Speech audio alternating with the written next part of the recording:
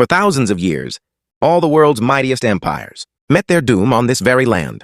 They marched their armies onto the Iranian plateau, blinded by hubris, believing they could wipe out the civilization here. From the face of the earth, Alexander the Great's Macedonian phalanxes breached their defenses. Roman legions trampled this land. Arab armies under the banner of a new faith swept the entire plateau, and Genghis Khan's Mongol horde charged through with unstoppable force. Everywhere they went, they left nothing but bones and rubble. Any other civilization that faced such relentless, devastating waves of attack would have vanished like the Babylonians, Hittites, and Assyrians, swallowed whole by the tides of history. They would have faded into the dust of time, leaving no trace behind. But in Iran, the exact opposite happened. Again and again, even after crushing defeats on the battlefield, their capital captured, their country occupied by foreign powers, Iranians pulled off a feat no other civilization could match. They assimilated every conqueror. Often in just a few decades, those brutal, arrogant invaders were slowly steeped in the local civilization. They began speaking Persian, building Persian-style palaces and courtyards, adopting Persia's sophisticated bureaucracy, even shedding their armor for elaborate Persian robes. Again and again, this seemingly weak Eastern civilization turned around and swallowed its powerful Western and nomadic conquerors. So what power has allowed Iran to survive from ancient times to today, forcing every world power that coveted it to reckon with its existence? After repeated devastation, how did they hold on to their national identity and cultural roots? Even more puzzling, this Persia, famed for 5,000 years of glorious history, voluntarily gave up that legendary name. The whole world now calls it Iran. The story behind this is about how a nation shapes its own view of time, how it turns brutal geopolitics into a spiritual war of light versus darkness, how it rebuilds after every ruin, to win a place in eternity. To truly grasp the depth and resilience of this civilization, we have to turn the clock back to a far distant past. In traditional Western narratives, people often hail Mesopotamia and ancient Egypt as the cradles of human civilization. But the Iranian plateau is often overlooked, pushed to the margins. This is a deeply rooted historical bias. The truth is, the evolution of human civilization unfolded naturally and vibrantly right here. 50,000 years ago, Neanderthals dominated this land. 36,000 years ago, modern humans replaced them and began to thrive here. The civilization that truly transformed this land's destiny came much later. Archaeologists working in Iran have uncovered early urban sites dating back 6,000 to 7,000 years. The most representative are the Giraffe Cultural Site and ancient ziggurats. These discoveries prove how thriving early civilization was here. Exquisitely painted pottery from 4000 BCE further confirms that this is one of the world's oldest civilizations. It stood alongside Mesopotamia and ancient China, developing in tandem with both. Together, they lit the dawn of early human civilization. The first major geopolitical power here was the Elamite Kingdom. It was located in southwestern Iran today. Its capital was Susa. By the 26th century BCE, the Elamite Kingdom had grown powerful enough to exert major influence over neighboring Sumer. It became a force to be reckoned with in the Mesopotamian basin. Even more astonishing was the event in the 23rd century BCE, when Naram Sin, king of Akkad, led his army against the Elamites. The two sides laid down their arms and signed a written treaty. The treaty stipulated that Elam would retain its independence, but align its foreign policy with Akkad. This ancient treaty is recognized as one of the earliest international treaties in human history. Iran thus stood at the very forefront of global diplomacy. It left an indelible mark on human history early on. But it's important to note that in terms of ethnicity, the Elamites were closer to Mesopotamian groups, not the Iranians we know today. The Iranians we recognize today migrated to this plateau over centuries of gradual migration. Between roughly 2000 and 1500 BCE, nomadic tribes from the Central Asian steppes and Caucasus region began moving south, eventually settling on this fertile yet harsh plateau. They belonged to the Indo-Iranian branch of the Indo-European language family. Their language was related to Latin, Greek, and many modern European tongues, including English and Spanish, all sharing a common root. They were blood relatives. These nomadic tribes called themselves Aryans, meaning noble people. They named their new homeland Arianum, the land of the Aryans. Over 1,000 years, this name evolved into Iran. When they arrived, they didn't reject the local Elamite culture. Instead, they blended deeply with it, forming new political alliances. The most famous and influential were the Medes and Persians. These two groups, on a harsh land half mountain, half desert, did not rely on natural advantages. Instead, they forged their strongest, most resilient weapon. Not sharp chariots, nor deadly bows, but ideas that transcend time, uniting a nation. Long before Christianity or Islam, a faith born on the Iranian plateau transformed how humans see the world and how we think about time. This religion is Zoroastrianism, also known as the Zoroastrian faith. In this belief system, the world is not a meaningless cycle. It is an eternal, absolute battle between good and evil. Ahura Mazda, the god of light and truth, fights fiercely against the forces of darkness and lies.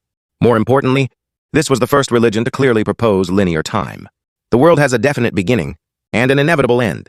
At the end comes final judgment and purification. Good is rewarded, evil is punished. This revolutionary idea profoundly shaped the course of human civilization. When the Persian Empire conquered Babylon in the 6th century BCE and freed the Jews imprisoned there, Jewish thinkers in deep contact with Persian culture absorbed core concepts like final judgment and linear time. Many Western thinkers, including Friedrich Nietzsche, have explicitly noted the role Iran played in shaping modern human views of time and values was absolutely irreplaceable. In the 7th century BCE, the Median kingdom rose on the Iranian plateau as one of the most powerful forces of the time, but this glory did not last long. It was soon replaced by the rising Persians. In 550 BCE, Cyrus the Great emerged. He united the Persians and Medes, founding the Achaemenid Empire. This was the first true superpower in human history. Cyrus and his successor Darius there led the imperial army on constant expansion, expanding its borders from the Nile River in Egypt to the Indus Valley. It ruled roughly half the world's population at the time. To consolidate this vast empire, they set up a system of provinces, standardized tax collection across the empire, issued standardized gold coins, and built a network of roads and an efficient postal system. This created a highly organized, systematic imperial system. It provided a model for imperial governance for centuries to come. Yet no empire lasts forever. The Achaemenid Empire's decline was inevitable. In the end, Alexander the Great of Macedon defeated the Persian Empire. He stormed the capital Persepolis, where a great fire razed the glorious city to the ground. It seemed to mark the end of this ancient civilization. But Iran's innate survival mechanism kicked in again. After Alexander's death, his Hellenistic kingdoms only held power briefly on the Iranian plateau, before being overthrown by the native Parthians. Then came the Sasanian dynasty, which fought centuries-long wars against the Western Roman Empire, and Byzantine Empire never yielding its cultural ground. In the 7th century CE, the Arab Empire rose, conquering Iran with its powerful military. Islam gradually replaced Zoroastrianism as the dominant faith in Iran, but Iranian culture did not die out. Instead, it exerted reverse influence across the Arab world during the Abbasid period, shaping the entire Arab world. Persian became a lingua franca across the Middle East. The Arab Empire adopted Persia's administrative systems. Persian literary, artistic, and architectural traditions not only survived intact, but largely dictated the cultural direction of the Arab Empire. In the 13th century, the Mongol invasion dealt a devastating blow to Iran. Countless cities were burned, millions displaced. The entire civilization nearly went extinct. But history repeated its surprising pattern. The Mongol rulers were won over by Iranian culture. They gradually converted to Islam, began speaking Persian, and adopted Persian cultural traditions and governance models. They fully integrated into Iranian civilization. The later Timurid Empire followed the exact same path. No matter how powerful the conqueror, they were all transformed by Iranian civilization. They became part of Iran's ongoing civilization. In the 16th century, Ismail I founded the Safavid dynasty. He made Shia Islam the state religion of Iran. This move set Iran apart in the complex Islamic world from neighboring Sunni countries. It further solidified national cohesion.